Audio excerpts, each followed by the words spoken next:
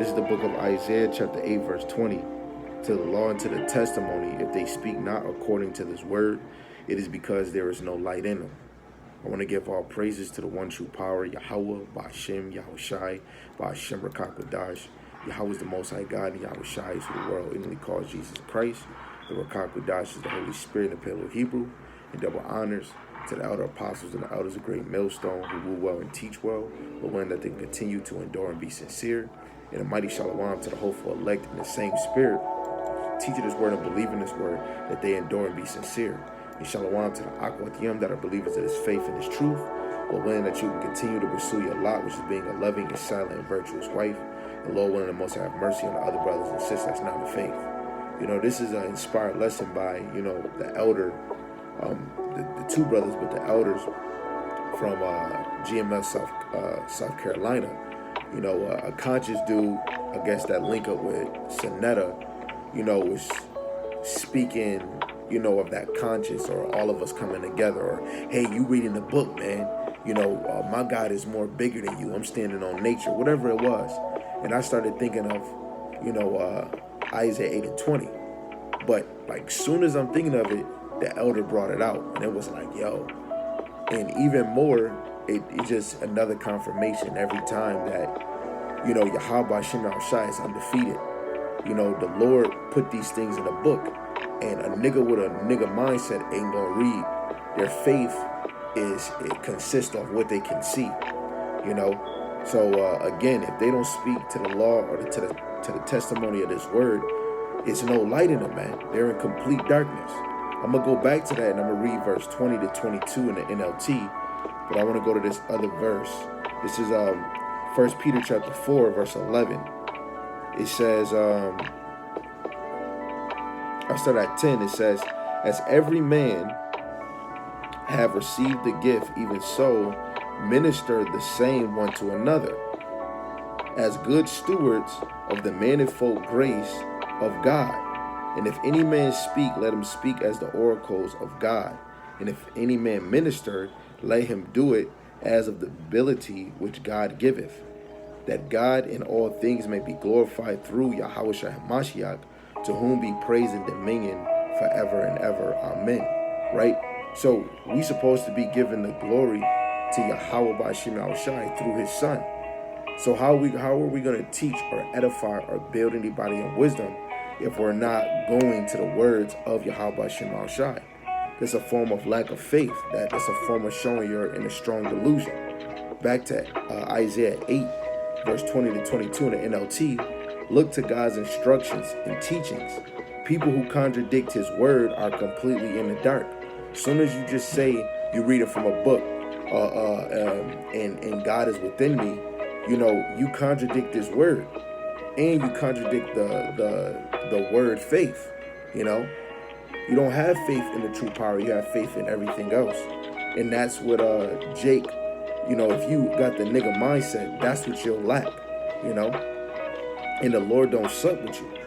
Verse 21, it says, they will go from one place to another, weary and hungry, right? This is something spiritual, but it's going to be in a literal case, right? When we go into the famine of the word, people are going to be trying to go to and fro to seek the word.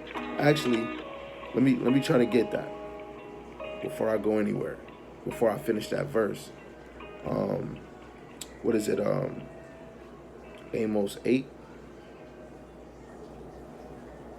This is Amos chapter 8, verse 11. It says, behold, the days come, saith the Lord Yahweh Shemashai power, that I will send a famine in the land, not a famine of bread, nor a thirst for water, but of hearing the words of the Lord Yahweh.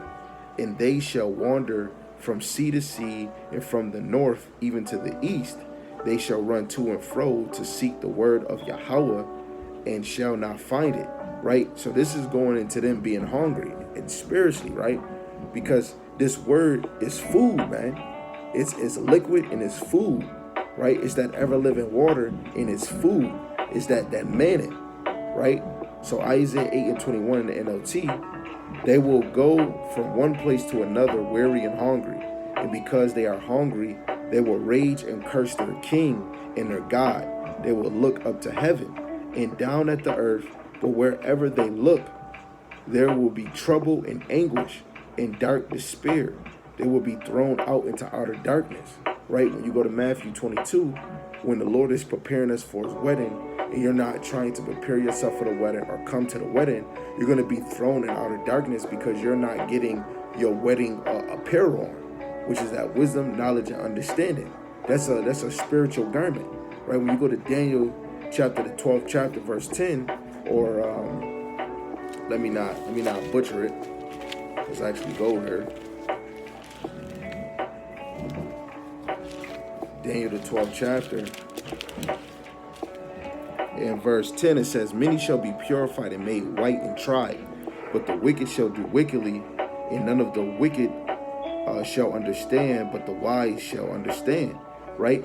The wise are going to be purified, and they're going to be made white, man, just like Yahushua. The whole point of this is to desire and pursue, the glory of Yahweh Shem Yahushua, right? To get that glorified body, right? To be near unto the Lord. That's Wisdom of Solomon chapter 6, right? When you're in that incorruptible body, you're near unto the Lord, right? You're a power now, right? But it's really about the Lord abiding in you while being in this flesh, having your spirit one with Yahweh Shem Yahushua.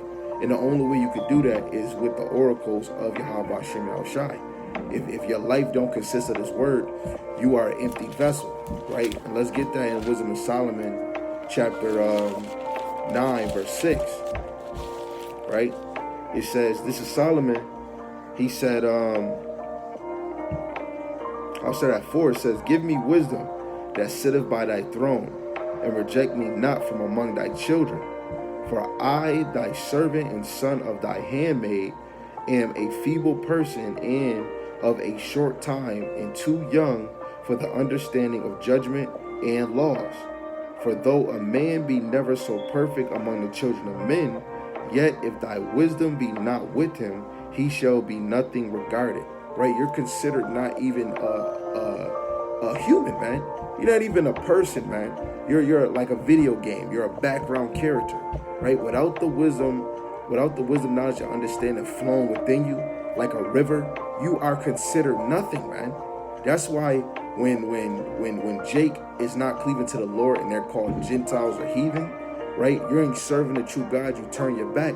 You are considered a dog, man. You're not even considered an Israelite anymore, man. You a damn heathen, man. Right?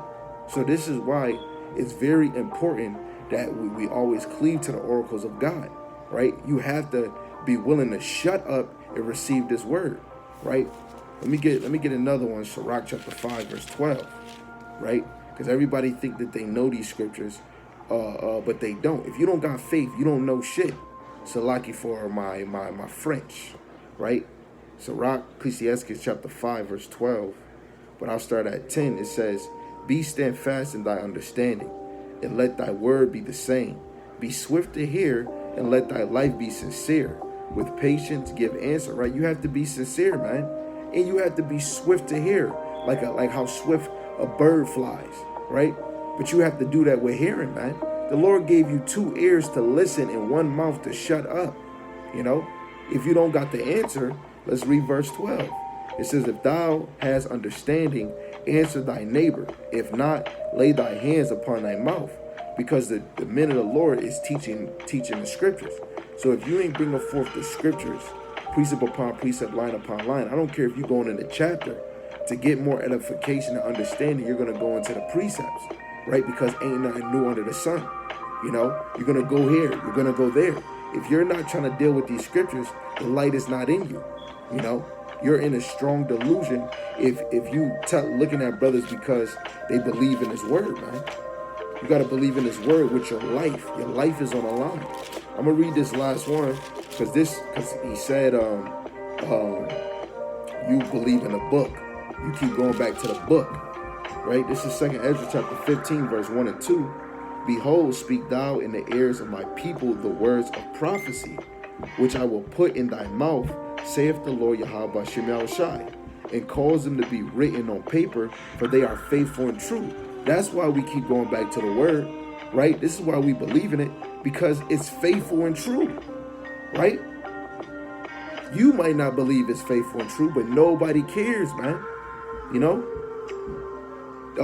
it's these other verses that I got in mind. Sirach 33:17, Sirach 24, verse 33 and 24, right? The men of the Lord is not laboring just for themselves. They're laboring for the ones that's basically seeking to learn or seeking wisdom. You know, this is bigger than us. But you got some that want to be the best, or it's a competition, right? But through the Spirit, you know, this is a race. You know, we're trying to win the approval of the Lord to get translated, to get beamed, to get that glorified body, to be in rulership. You know, everything you do is being recorded and counted for. If a man don't order his household, he cannot be ruler of the Lord's church, right? And that affects me every time. If I don't got order in my house, if my kids is not listening, if my wives is not in order, right? Especially listening to me in my order, right? That puts me in a predicament of knowing I won't be able to rule in his church. You know, I'm gonna have problems in this ministry, right? But that's where a man is supposed to hold himself in the fear of the Lord. If you don't fear the Lord, it's no motherfucking light in you. Salaki again for my French. I'm not French, but I do mess up a little time with my French, right? But at the end of the day, you know, we were created, you know, created to serve Yahweh Shem Shai and believe in him. And if these words is faithful and true, you must use it. You know, you can abuse it, but abuse it in a righteous way where you're not giving the Lord no rest, you know, and you're not giving the sheep no rest because they need to eat and they need to hear this daily, right? So Lord willing, this is edifying. You know, again, this was inspired by the elder from GMS, South Carolina. You know, if you do not speak according to this word, there's no light in you. Point blank, period. All praises to Yahweh, Ba'ashem, Yahushai, Ba'ashem HaKadosh. With that, Shalom.